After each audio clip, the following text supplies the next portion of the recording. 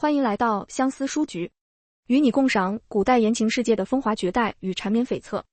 我选秀女的时候，全家胆战心惊，因为我说话不过脑子，他们都害怕我这毛病会对韦家九族产生灾难性的影响。殿选的时候，太后问我怎么看三从四德，我说香无宁是这样的。皇后咳嗽起来，皇帝却笑了，留牌子吧，我从小就管不住我这嘴。我及笄的时候，妹妹眼馋祖母留给我的如意金不摇，向母亲撒娇，一向偏心的她果然不负众望。阿旭，你是姐姐，好东西自然要分于你妹妹的。我说不，母亲板起脸，这样小家子气，传出去对你名声多不好。我说阿娘，占不到便宜的人才会骂人小气。母亲和妹妹气得转身走了。我不明白，你们还没回答我呢。我不会说话，在家族里是出了名的，年节里灯花爆了3爆，祖母笑，菩萨保佑，成哥儿明年定能考得功名。我没忍住，祖母，菩萨又不是王八池的乌龟。程表哥第一大爱好逛青楼，第二大爱好喝花酒，能考上我就是菩萨，菩萨就是我。大年初一，我就被罚跪了祠堂，因为在家里不受欢迎，所以及笄之后，阿亮就忙着张罗给我相看。阿爹的官位不高，因此肯与我商量婚事的公子也不太多。我样貌还不错，只可惜我的嘴会说话。红娘引我献杜公子，我看着他那鼓胀如皮球的肚子，脱口而出，不必不必，我最近吃素。杜公子气红了脸，我赶紧道歉，对不住，朱公子。他更生气了，下次相看我绝不能说话。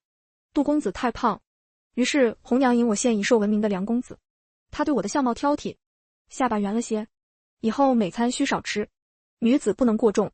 我绝不能说话，他很满意，性子倒还柔顺，与我颇匹配。我还是没忍住说话，不成不成，人跟竹竿不通婚。梁公子拂袖而去，我阿亮很愤怒，你到底要嫁什么样的？我的要求也很简单，我想嫁看起来不会为难我的。我不知道为什么家里这么急着把我嫁出去。很快，一道圣旨为我解了惑，皇帝要选秀女了。如果我在选秀时说了什么大逆不道的话，那皇帝绝不会是摔门出去那么简单。不仅我们一家的脑袋都会大猪小猪落玉盘。我爹娘非常懊恼，没有当机立断将我嫁出去，只能在我出发前再三叮嘱我，少说话，最好不要说。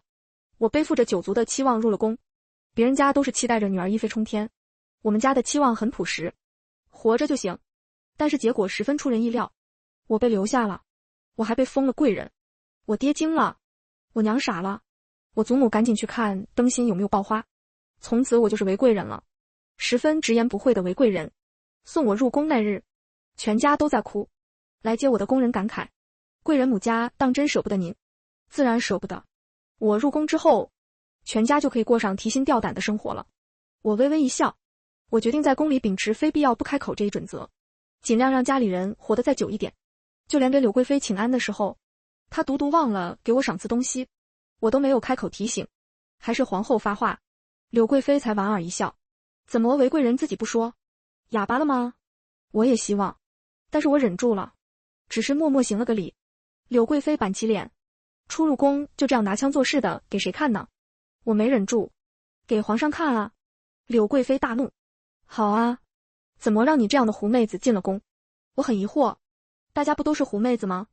否则选秀女时为何只挑漂亮的？其实只要皇后娘娘母仪天下便好，我们只要让陛下开心，睡得畅快，生得出。嗨嗨，皇后剧烈的咳嗽起来，正如选秀时那样。我赶紧住嘴，刚刚没忍住，又开始直言不讳了。柳贵妃气白了脸，你说本宫是以色侍人？我安慰她，没事，我们都是。柳贵妃委屈的眼圈都红了，本宫和陛下年少情深。皇后赶紧拍了拍她的手，韦贵人还小，才入宫又不懂规矩，妹妹不要跟她计较。她转过头，面色严厉，顶撞贵妃，3个月不许侍寝，在每日抄写女则和女训。我低头认罚。是。出了宫门，其他秀女安慰我，皇后娘娘这样严厉，苦了你了。他们一个个拿着柳贵妃送的礼物，显然已经忘了是谁先挑起的祸。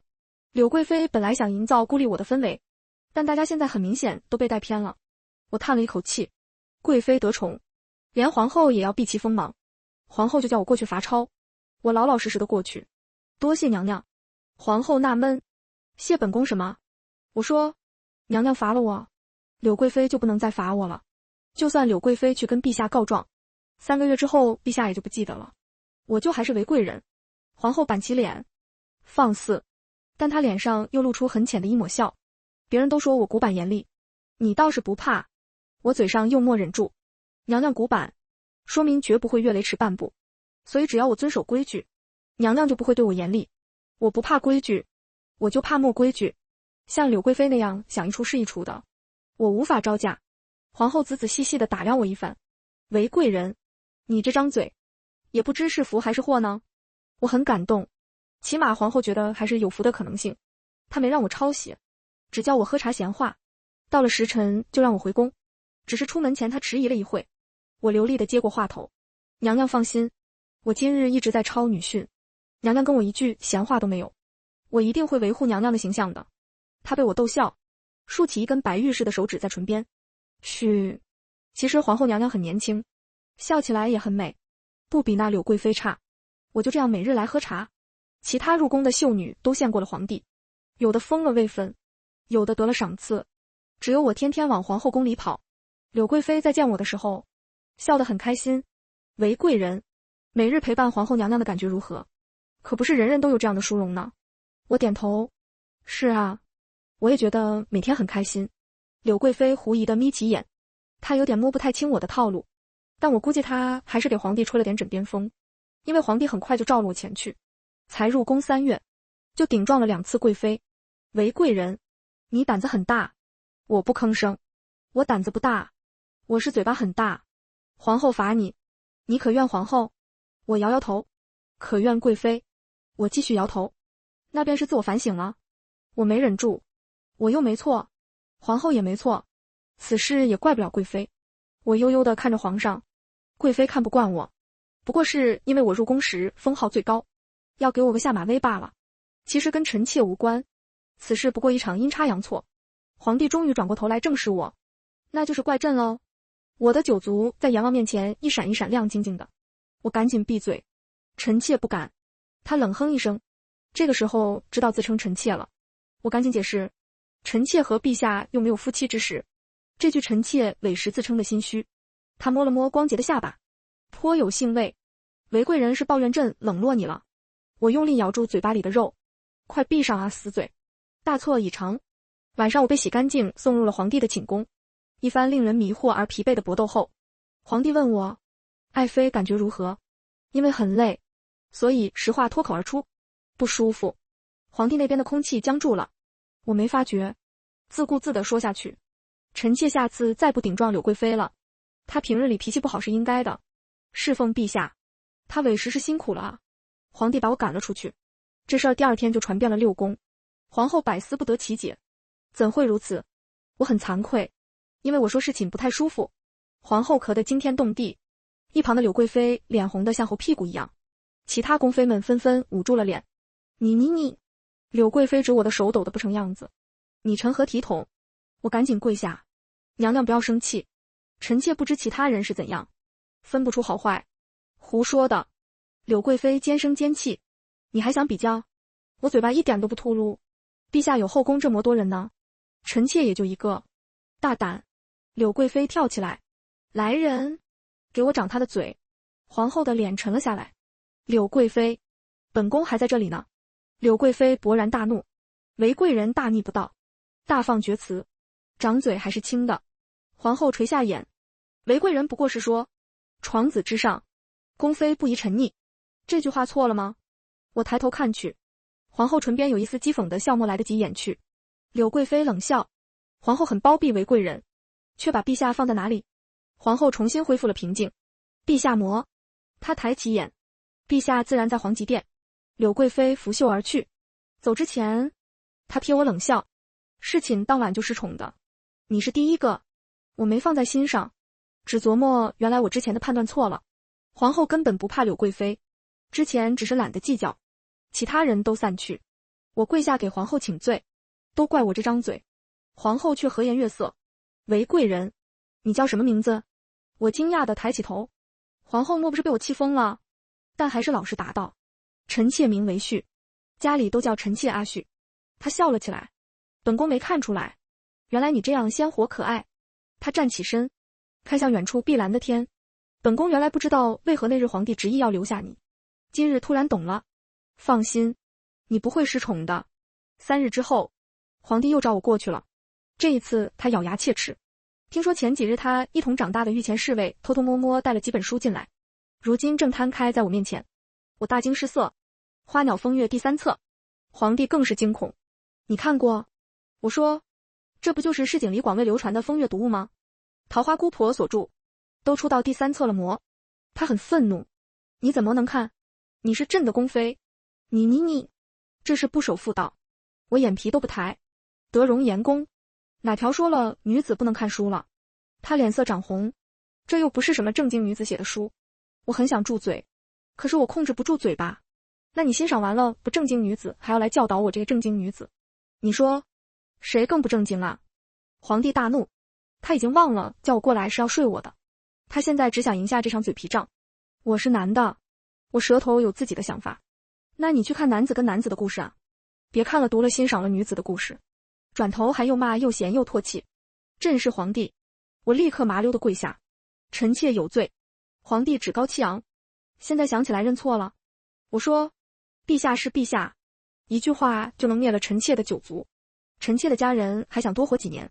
皇帝哑声，半晌，他开口，规格之中不论这个，你起来吧。我站起来跟他面面相觑，显然双方都从刚刚激烈的争论中清醒过来了。皇帝有点泄气，沉默半晌后，他没话找话。你之前看过第2册？我来了精神，赶紧点头。第1册最好，小凤仙和玉公子桃花树下幽会那段，那叫一个活色生香。皇帝听得很有兴味，我讲的兴起，甚至开始演了起来。说着说着，他终于想起来晚上叫我来干嘛来了。上一次我很认真地按照宫里教习嬷嬷的规矩，不动不喊，柔顺乖巧，人皇帝采撷。这一次我决定按着自己的意思来，因为他明显什么都不会，甚至中间我啪地打了一下皇帝的手臂。不是那儿。他喘息着，声音又恼又急。我知道，你帮帮我。好吧，我感觉当一个不正经的女子好似更快活些。皇帝召见我的次数渐渐多起来，因为他突然对市井话本起了浓重的兴趣，而我在这方面博览群书。再见柳贵妃的时候，他的脸色就不太自然，他有点虚张声势。怎么，如今得了几次宠，就不把本宫放眼里了？我很奇怪他这种想法的来源，还是规规矩矩给他请安，贵妃娘娘万安。他不说话，但一直盯着我，一会咬牙切齿，一会冷若冰霜，半晌挥挥手让我走了。过几日皇上又召我，午睡被吵醒，我没忍住抱怨几句，怎么这个时候叫我？宫人偷笑，贵人得宠，这是好事啊。我睡眼朦胧地往前赶，差点没跟柳贵妃的侍女撞个跟头。她怒视着我，好啊，本宫的裙子都被你泼湿了。我没说话，只好似没睡醒一样盯着她看。柳贵妃挥挥手，一盏汤盅就浇到我手上。既然你打翻了本宫给陛下熬的引子，那就由你送进去解释吧。我有点无奈，娘娘，她已经匆匆走了。我看着手上的引子，然后一口饮尽，管他什么东西，没了我就不用解释了。甜甜的，挺好喝。我整整衣服，然后在寝殿前整整衣服，轻声请太监通报。对方诧异而轻声道：娘娘，陛下没有召您前来啊。我还没来得及反应，身后宫人拖着词中的手突然一松，清脆的碎裂声在静悄悄的寝殿里格外刺耳。我还没来得及回头看那明显是被人吩咐过的宫人，就听见一个睡意朦胧的不悦声音：谁呀？太监赶紧轻声：是韦贵人来了。他问你就非得说吗？原来不合时宜的说话这样讨人嫌。我赶紧连滚带爬的进去请罪。皇帝面上看不出喜怒。谁让你来的？我老老实实的，默人让我来。他很不耐烦，正武气的时候最讨厌别人打扰了。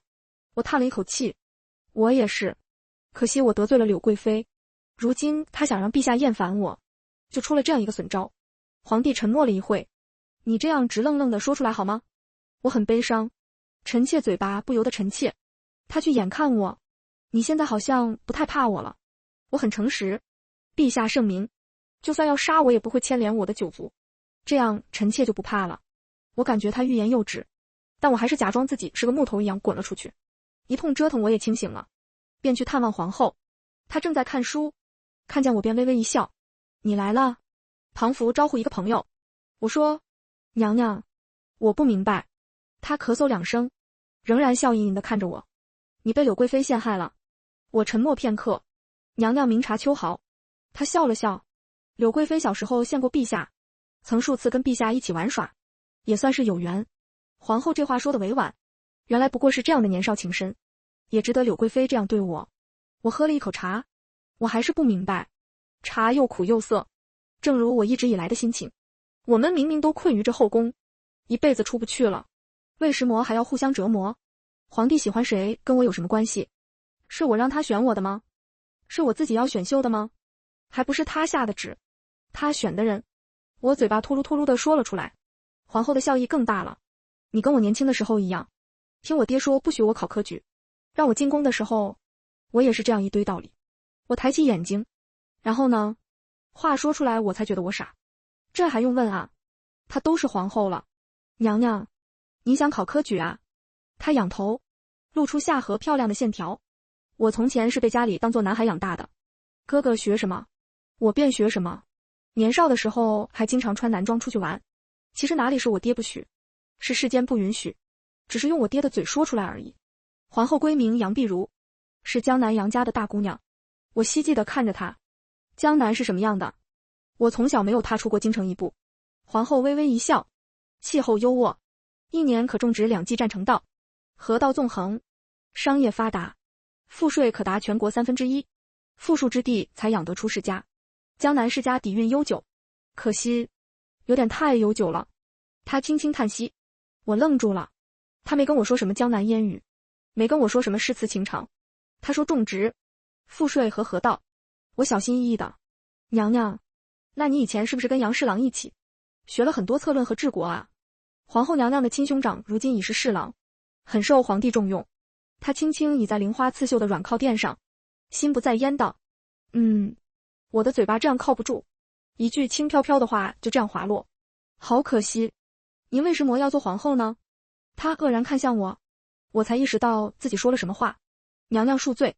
皇后笑了起来。是啊，为什么呢？自从上次打扰皇帝午睡，他就没再召见我，我就天天在皇后这里读书。他很喜欢读史书，偶尔也看点市井民俗。我只喜欢看市井民俗，在皇后的监督下不得不看点史书。皇后提醒我，半个月后就是皇帝万寿了。我不以为意。娘娘，我家对我没有位分要求，如果他们知道我现在没有了在皇上面前出现的机会，他们会很高兴的。皇后沉默一会。这样啊？我耸耸肩。他们觉得我是个性子古怪的人。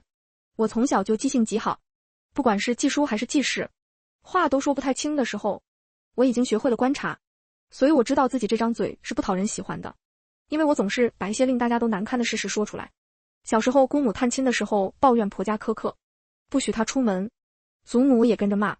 我心直口快，祖母，我娘出门你不也不许吗？被罚跪了1日祠堂。出来之后，我阿娘又戳了我手板子，叫你胡说。我很委屈。阿娘，她抱着我叹气，你阿爹不打我不骂我，出门这点小事，什么要紧？你还在你祖母面前提，倒显得我小肚鸡肠。我更加不解，那日阿娘你抱着我哭什么？明明是你自己说阿爹风流，祖母严苛，如今我说了，阿娘你又不语，然后我又被罚跪了1日祠堂。皇后笑得又咳又喘。人是这样的。我叹息。娘娘莫笑了。她甚至要求，你再说点别的故事来听听。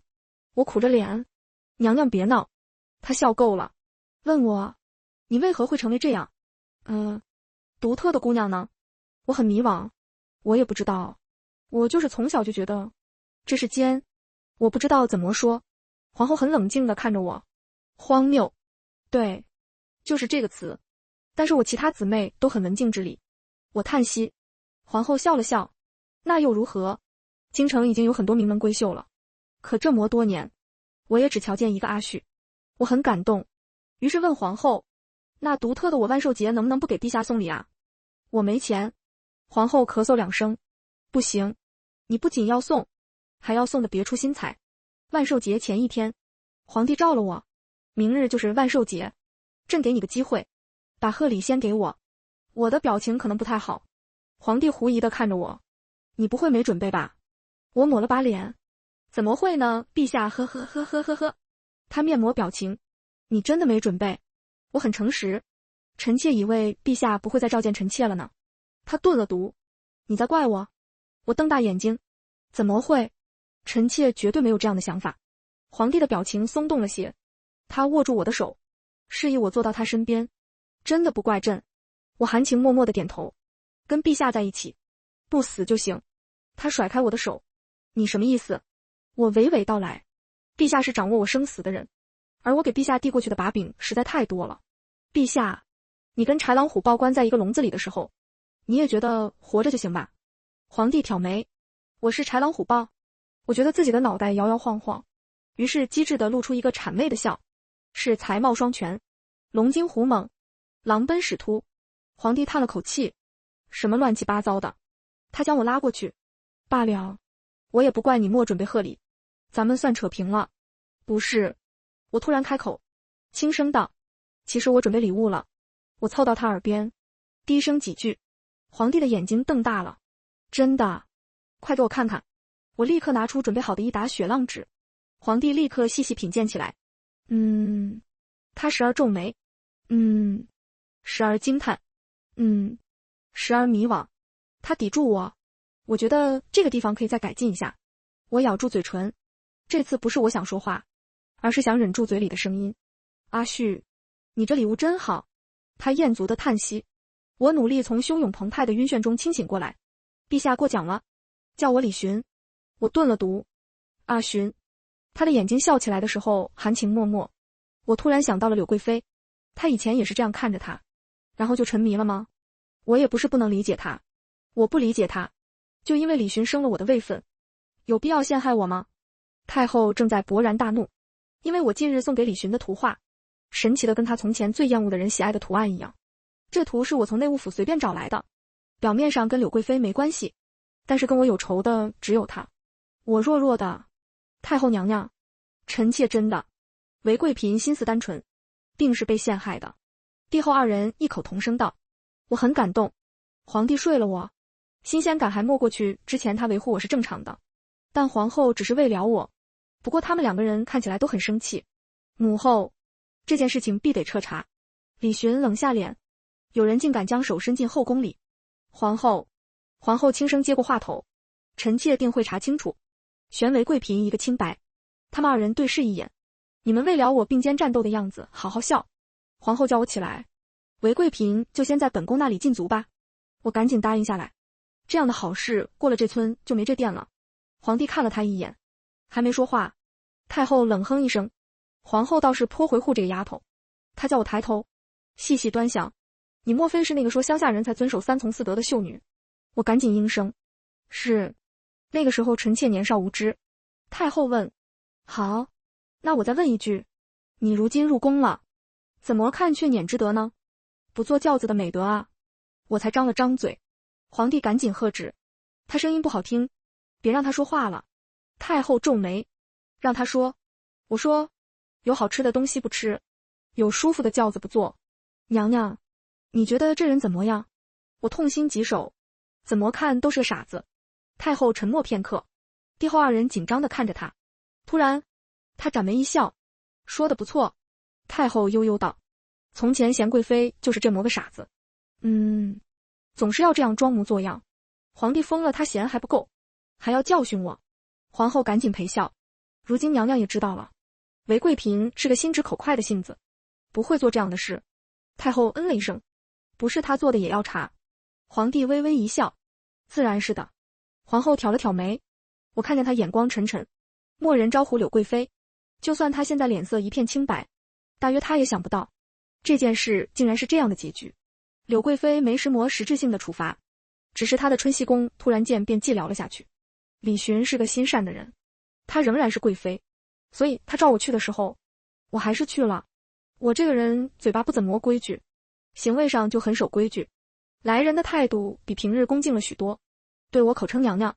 柳贵妃还是打扮得很漂亮，只是表情有些惆怅，年少深情。也不过，柳贵妃难得在我面前露出几许悲伤和疑惑。我叹了一口气，娘娘，年少没有情深，年少只有冲动。我试图安慰她，您还有大好日光在后头呢，每天都在往前过，何必执着年少呢？柳贵妃摇摇头，你不知道，其实她不是厌弃了我，是厌弃我的家族了。她倚着门框，不像贵妃，倒像闺中的小姑娘。其实柳贵妃也是个合格的大家族大小姐，天天说青梅竹马，其实私底下一口一个柳家前途。陛下年轻，锐意进取，柳家太老了，太大了，站在他要走的路中间。我低头，他娶你的时候不就是图柳家根基深厚吗？柳贵妃笑了笑，我相信不是，但是他的眼睛里落下眼泪。我只求他，看在这么多年的份上，饶了我父母一命。我打了个冷战，柳贵妃才不仅仅是轻浮的宠妃，她是个聪明人，可她竟然只求父母性命，这样卑微的要求，那其他人的下场更无法可想。她预感到了皇帝要对她家下手。我问，你不恨李寻吗？她摇摇头，我的命罢了。我看着她，其实你也恨，但是恨的话你就活不下去了，所以你不能恨。柳贵妃笑了笑，韦贵嫔，你为何总是这样爱说话？迟早你要死在这张嘴上。我说，我敢说。贵妃娘娘，那你敢不敢恨？我规规矩矩地向她行礼，如同我出现她时那样。从前我看画本子，公子与小姐婚后便是花好月圆夜，可是月亮不会总是圆。柳贵妃曾经也有个好结局，但她不是执笔人，我们都不是执笔人。李寻是吗？好像也不是。我问皇后，皇帝真的会对柳家下手吗？她放下书，微笑地看我。若柳家肯与陛下站在一条心上，想必是不会的。我忧愁地看着她。娘娘，那杨家呢？皇后莫说话，半晌，杨家大姑娘杨碧如才轻声道，我不知道。她目光沉沉，陛下的新政动摇了贵族世家的根本，爵位递降世袭，不出几十年，贵族世家也要不在了。既然连娘娘都不会赞同，那又有谁会赞同呢？她笑了笑，站在世家对面的人会赞同，想讨好皇帝的人会赞同，现在只看谁愿意做陛下手上的那把刀呢？我突然觉得很悲哀。皇后娘娘在说这些事情的时候眼光闪闪发光，我甚至觉得如果可能，她十分愿意去做那把刀。杨碧如她不想当皇后，她想青史留名，她想干出一番事业，她亦正亦邪，她争强好胜，她有着普通男子一样的理想，但她又比他们强太多。她宁愿短暂但是绚烂的活过，但杨碧如还是成了皇后。皇后笑着看我，咳嗽几声，不说那些了。我不知道我为什么为她感到难过。我既没有要名垂青史的愿望，亦不是世家贵族的小姐，我一个小小的官家女，如今成为四品贵嫔，已经是许多人求之不得的了。我仍然觉得惆怅，这种惆怅的心情在听说户部尚书严金的夫人疾病去世的时候达到了顶峰。她是三品诰命，所以丧事要上报皇后。我看见皇后的脸上难得出现了怒意，她默默坐在椅子上。我小心翼翼，娘娘。她缓缓转头看我，姚君入宫几次，我都见她脸上有伤痕，这次大约也不是疾病，是被严尚书打死的吧。我失声叫了出来，娘娘。她撑着额头，呼吸声十分沉重。我按住心口，我没有被打，没有被骂，就算以后皇帝冷落我，我也仍旧会衣食无忧的在宫里过完这一生。那么，心里这股怒火和恨意又是从哪里来的呢？这种恨意犹如最细微的鹅毛绒钻入我的骨髓，刺挠得我坐立不安。那股难受的劲儿从心口涌向四肢百骸。我说，娘娘，我好像生病了。皇后摸了摸我的脸，阿旭，别哭了。皇后以内廷的名义下了一份诏书，书质真亮，才容双绝，然所事非偶，遭人曲意，视若赃货，虐童见利。皇帝很委婉地问皇后，这样是不是有些过了？杨碧如微笑，陛下，臣妾这是问过姚君，他授意臣妾这样写的。李寻小心翼翼的，皇后，严夫人她不是去世了吗？皇后仍旧微笑，是啊，她都去世了。皇帝便不再过问。李寻见我样样不乐，以为我还是因为柳贵妃的事难过，她虽然还是贵妃，但不过一个虚衔。我赶紧开口，不是的，臣妾已经不再计较这事了。她亲昵地搂住我，你倒是大度，那为何还愁眉不展？我含糊道，这几日替皇后娘娘处理杂事，知道姚君夫人的事情，所以……李寻叹息，是，我也觉得气愤，可若朕连这样的事都管，难免会被人说手伸得太长。我也叹了一口气。李寻点点我的鼻子，罢了，别再想了，我有些口不择言。若是我们的女儿遇到这样的事，你也会觉得……李寻惊喜地打断我道，你有孕了？我看着他充满喜色的脸，犹如一只泄了气的皮球。没有。李寻对这件事情并不关心，他仍旧笑眯眯。你已经想到咱们有女儿了么？我愣了愣，很诚实，没有。陛下，我不想要孩子。他失笑，你这样口无遮拦，幸好遇到的是我。若你嫁的寻常男子，光这句话就能治你的罪。也罢，咱俩还年轻，不急于一时，真是鸡同鸭讲。我是真的不愿意有后。李寻不懂，他不懂就罢了，但是他将严金从户部尚书提拔到尚书令，这就不是不懂的问题了。我觉得李寻他脑子有病。娘娘，您不生气吗？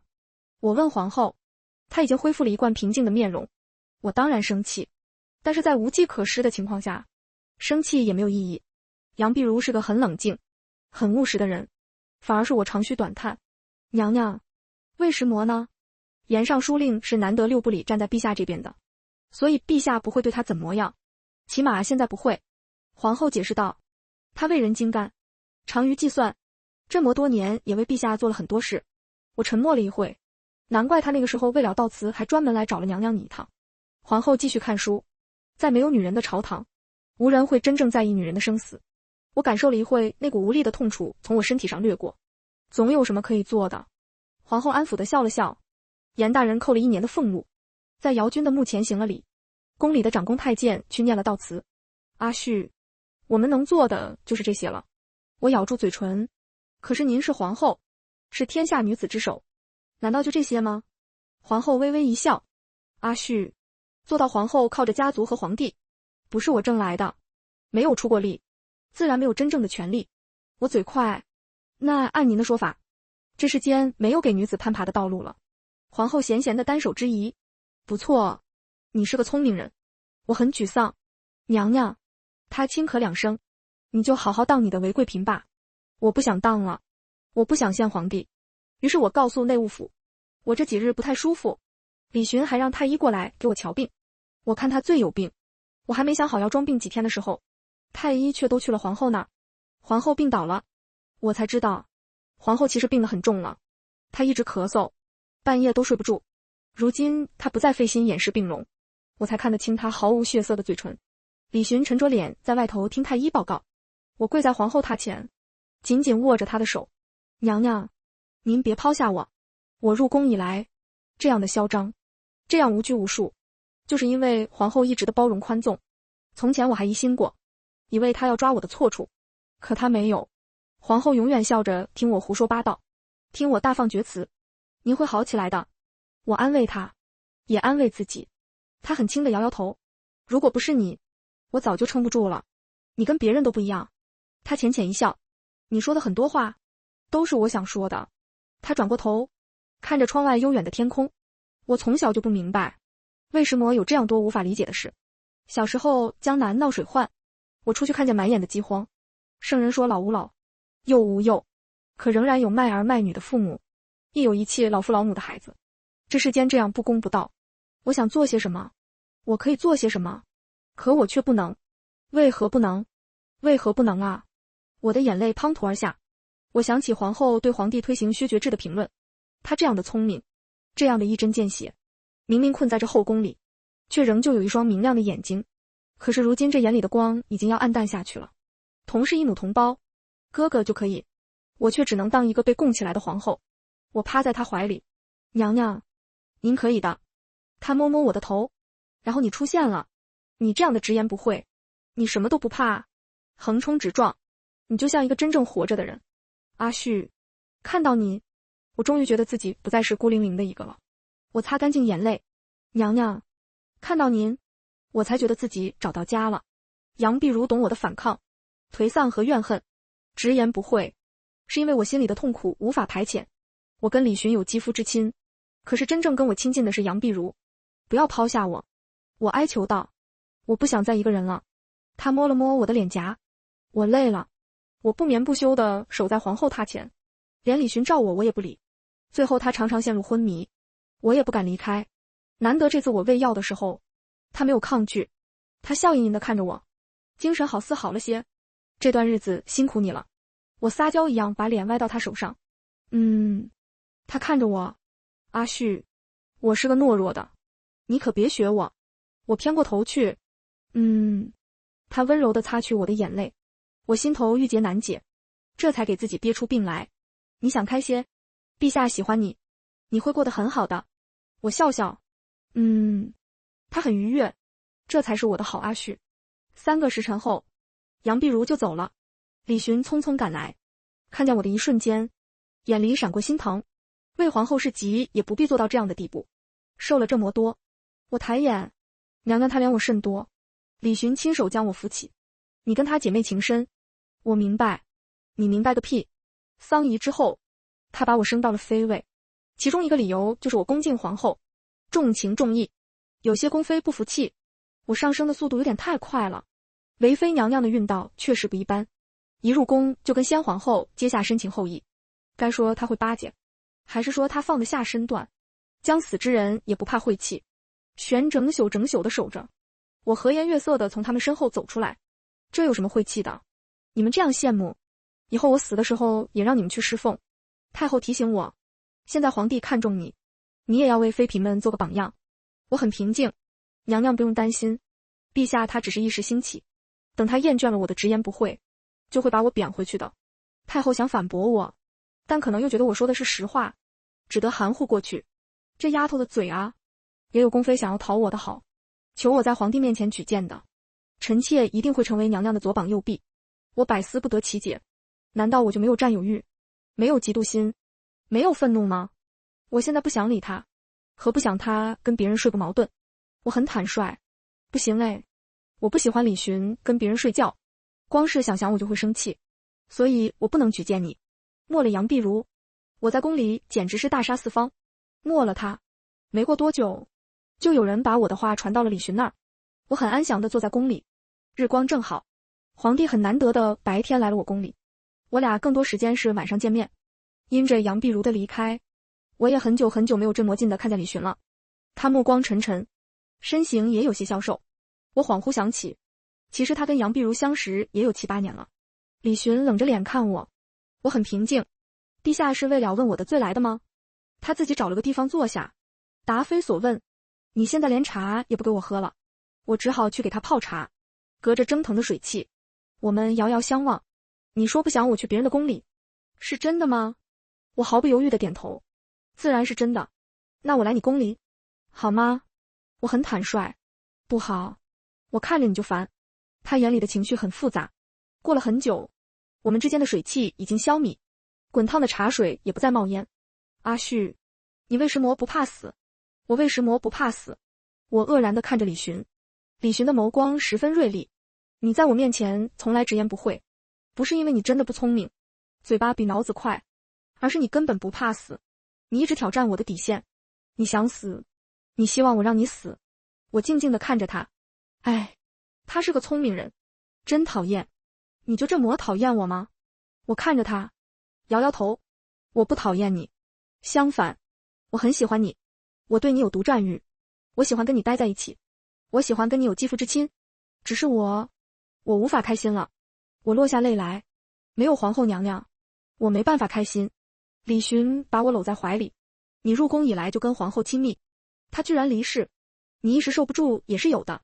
我不知道。我说，我觉得我不仅仅因为这个事情伤心。他捧起我的脸，怎么样能开心些？我再给你升一升位分，你父兄可有出息的。我定定地看着李寻，他是个好人，可他的好无法让我在未来漫长的宫廷岁月里欺骗我自己。我可见的未来里，我无法保证不去怨他恨他。李寻没有错，但他的存在站在杨碧如的对面。我说，陛下，我只想要一样东西。我抱住了他，然后说道，自由。江南永州的富庶之地，来了个说话口无遮拦的女人。我丈夫莫死呢，我只是跟他分开住，不喂食魔，烦他，但是又要靠着他生活。他又有钱，又有闲，也许是钱多的没地方花了，他便开了一个小小的钱庄。其他的大钱庄一开始还警惕了一阵，再后来听见这钱庄只借给富人，差点没笑掉大牙，因为他借出的款项实在太小了，每次只会借出额最多半两银子，最低10文钱都借。富贵人家的夫人小姐自然不会来借的，那借给谁呢？借给卖花的小丫头，卖豆腐脑的大娘，卖刺绣的小媳妇，买点花子，赊点豆腐，购入一些丝线。女人吗？那个女人笑眯眯的，心思重，感情深，借了你的钱，比你还怕还不上。喂，老板，这是还你的钱。刺绣的小媳妇抿嘴一笑，多谢你，我这次赚了这个数，以后我妹妹也跟着我做这个，我麻利的收钱，在账本上划去一笔，将欠条还给他。喂，老板，我老家的婶娘听说您的钱庄，她想问问她能不能借呢？能够真正做一些事情，我才会从无尽的虚无中挣脱出来。我拿着杨碧如留下来的财产，开了这家钱庄。卖花的小姑娘开始稳定的给几个大宅供应鲜花，按照他们的要求培育花种。卖豆腐脑的大娘换了一口大锅，每日能招来更多食客。我的钱庄坏账率很低，别人从前叫我娘娘，我心头总是惶惶，如今他们叫我为老板，我应得很爽脆，这是我应得的。他是做什么的呢？秀娘左右看了看，凑过来教我写字的。我被他逗笑，我以为你不识字。他哎呀一声，不是男人的那种字，女人的字，我认的。我抬起头，他教了我一种字，你瞧，看上去是指甲掐在皮肤上的一道一道，但是我教你认。他贴在我耳边，如果您喜欢我的频道，请一定别忘了点击订阅哦，也可以点赞、评论、留言与我互动，感谢您的支持。